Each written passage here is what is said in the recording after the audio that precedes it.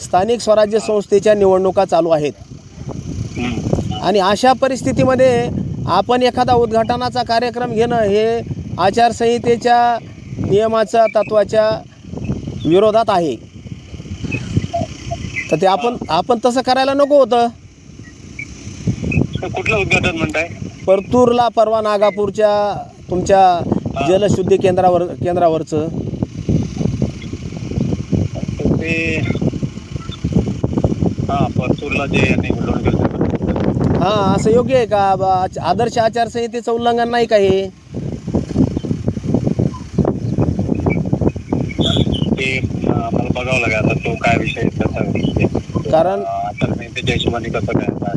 कारण आता आचारसंहिता लागू झाली 19 तारखेला साहेब, आणि आपण बिनधास्त कोण्यातरी पक्षाला कोण्यातरी लोकांना फायदा होईल अशा पद्धतीनं उद्घाटनाचा कार्यक्रम आयोजित करताय हे थोडंसं त्या तत्वाच्या विरोधात आहे.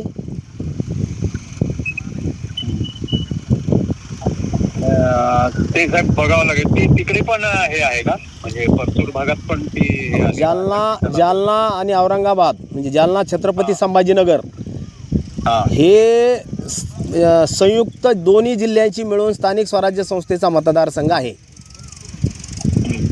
आणि त्या मतदारसंघामध्ये शासनानं आदर्श आचारसंहितेच्या तत्वात कळवलेलं आहे की बाबा आपण अशा प्रकारचे कुठलेही उद्घाटनाचे कार्यक्रम घेऊ नयेत. उद्घाटन नाही, ते ऍक्च्युली कसं आहे, ती योजना बंद पडलेली ती सुरू झाली ना की नाही, तर ते सुरू झालेली योजना आपण हे करत होतो. पण आता कसं आहे, आमदारांनी त्याच्यामध्ये स्वतः येऊन हे केलं, असा विषय एवढाच असा आहे. नाही उद्या लोकप्रतिनिधी काही म्हणतील हो, परंतु शेवटी आपण जबाबदार अधिकारी आहोत ना. जबाबदारी तुमची आहे ना साहेब.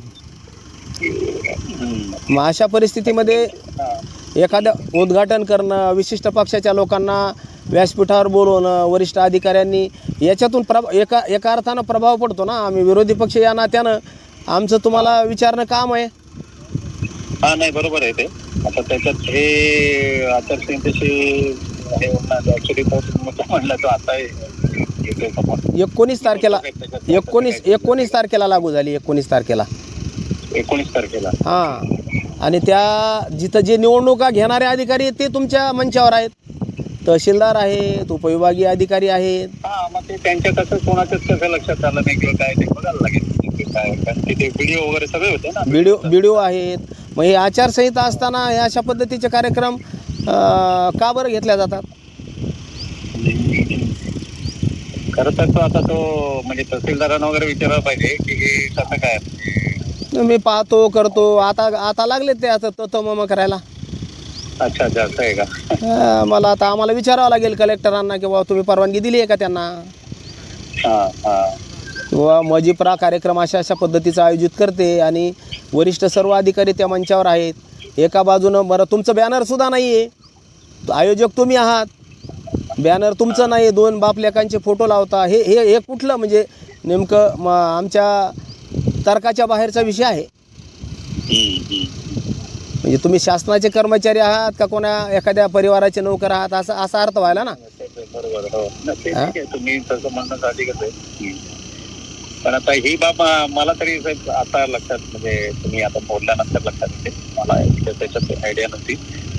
तर तहसीलदार वगैरे त्याच्यात काय म्हणतात ते बघायला पाहिजे. तुम्ही बोलावं लागेल ना त्यांना किंवा अशी एक बाबा खंत व्यक्त केली आहे म्हणा विरोधी पक्षांच्या लोकांनी.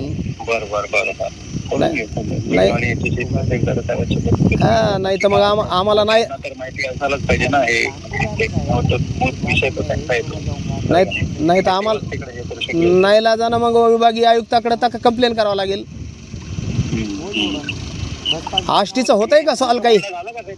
आष्टीचं साहेब मी काय म्हणतो, हे जे 3.5चा जो तुम्ही विषय ना म्हणताय ना, तो मी अगदी म्हणजे पहिल्यांदा, कारण आमच्याकडे कसं आहे बघा, आष्टीची मूळ योजना जी आहे जलजीवन मिशनची आहे त्याचं तर ऑलरेडी सगळं म्हणजे कारण आम्ही येईपर्यंत ते सगळं झालेलंच होतं. जलजीवन मिशन मध्ये नाही झालेलं काम साहेब. मग ते जलजीवन मिशनचे